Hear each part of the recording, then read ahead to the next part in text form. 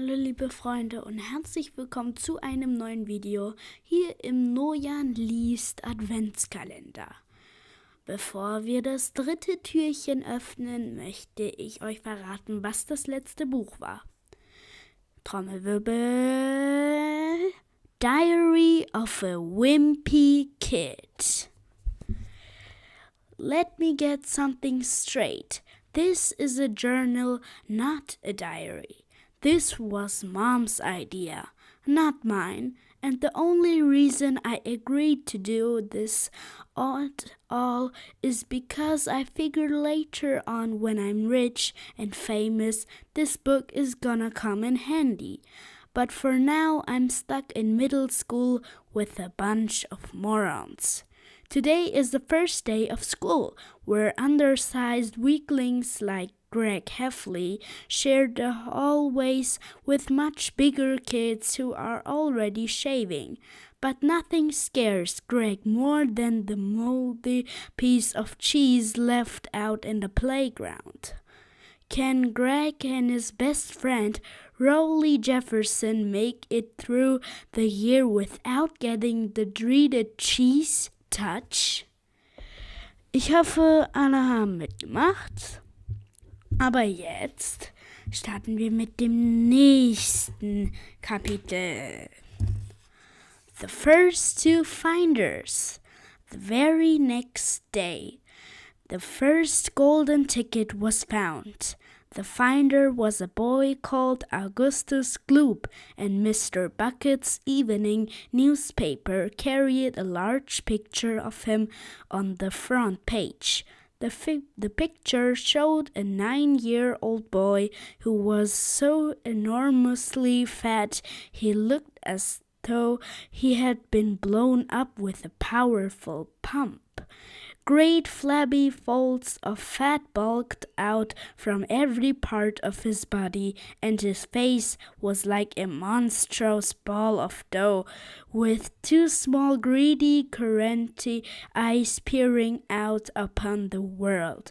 The town in which Augustus Gloop lived, the newspaper said, had gone wild with excitement over their hero. Flags were flying from all the windows. Children had been given a holiday from school, and a parade was being organized in honor of the famous youth. I just knew Augustus would find a golden ticket, his mother had told the newspaperman. He eats so many candy bars a day that it was almost impossible for him not to find one. Eating is his hobby, you know. That's all he's interested in. But still, that's better than being a hooligan and shooting off zip guns and things like that in his spare time, isn't it? And what I always say is he wouldn't go on eating like he does unless he needed nourishment, would he? It's all vitamins anyway. What's a thrill it will be for him to visit Mr. Wonka's marvelous factory. We're just as proud as can be. What a revolting woman, said Grandma Josephine. And what a repulsive boy, said Grandma Georgina. Only 4 golden tickets left, said Grandpa George. I wonder who'll get those. And now the whole country, indeed, the whole world seemed suddenly to be caught up in a mad candy-buying spree, everybody searching frantically for those precious remaining tickets.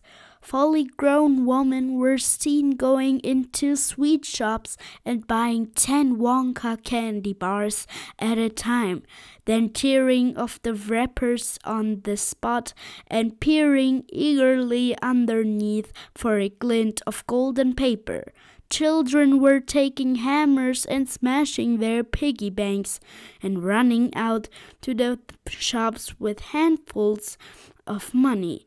In one city, a famous gangster robbed a bank of $5,000 and spent the whole lot on candy bars that same afternoon. And when the police entered his house to arrest him, they found him sitting on the floor amidst mountains of candy, ripping off the wrappers with the blade of a long dagger. In far-off Russia, a woman called Charlotte Rose claimed to have found the second ticket, but it turned out to be a clever fake. In England, the famous scientist Professor Fullbody invented a machine which would tell you at once, without opening the wrapper of a candy bar, whether or not there was a golden ticket hidden underneath it.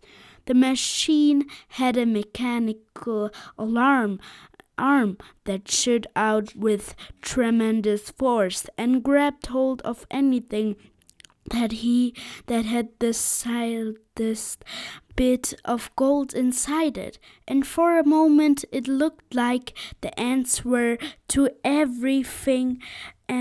But unfortunately, while the professor was showing off the machine to the public at the candy counter of a large department store, the mechanical arm shot out and made a grab for the gold filling in the back tooth of a duchess who was standing nearby. There was an ugly scene, and the machine was smashed by the crowd. Suddenly, on the day before Charlie Bucket's birthday, the newspaper announced that the second golden ticket had been found. The lucky person was a small girl called Verusa Salt, who lived with her rich parents in a great city far away. Once again, Mr. Bucket's evening newspaper carried a big picture of the finder. She was sitting between her beaming father and mother in the living room of their house, waving the golden ticket above her head and grinning from ear to ear. Verusa's father, Mr. Salt, had eagerly explained to the newspaperman exactly how the ticket was found. "You see, fellers," he had said, "as soon as my little girl told me that she simply had to have one of those golden tickets, I went out into the town and started buying up all the Wonka candy bars I could lay my hands on. Thousands of them I must have bought. Hundreds of thousands. Then I had them loaded onto trucks and sent directly to my own factory. I'm in the peanut business, you see, and I've got about 100 women working for me over at my joint, shelling peanuts for roasting and salting. That's what they do all day long, those women. They sit there shelling peanuts. So I say to them, 'Okay, girls,' I says, 'from now on you can stop shelling peanuts and start shelling the wrappers of these crazy candy bars instead.' And they did. I had every worker in the place yanking the paper of those bars of chocolate full speed ahead from morning till night. Bars of chocolate full speed ahead from morning till night. But 3 days went by and we had no luck. Oh, it was terrible.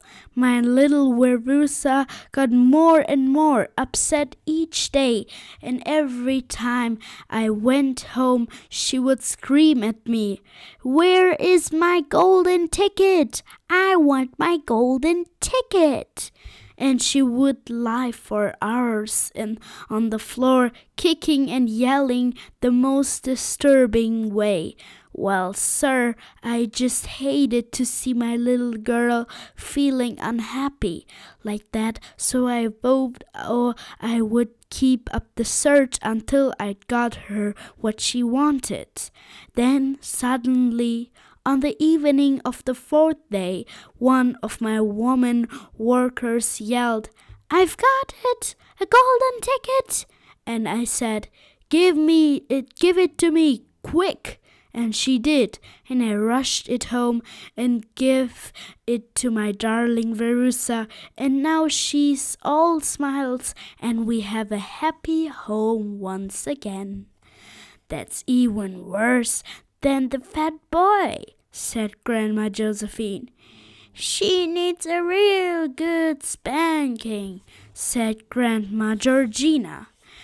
"I don't think the girl's father played it quite fair, Grandpa, do you?" Charlie murmured. "He spoils her," Grandpa Joe said, "and no good can ever come from spoiling a child like that. Charlie, you mark my words." "Come to bed, my darling," said Charlie's mother. "Tomorrow's your birthday, don't forget that, so I expect you'll be up early to open your present." "A Wonka candy bar!" cried Charlie.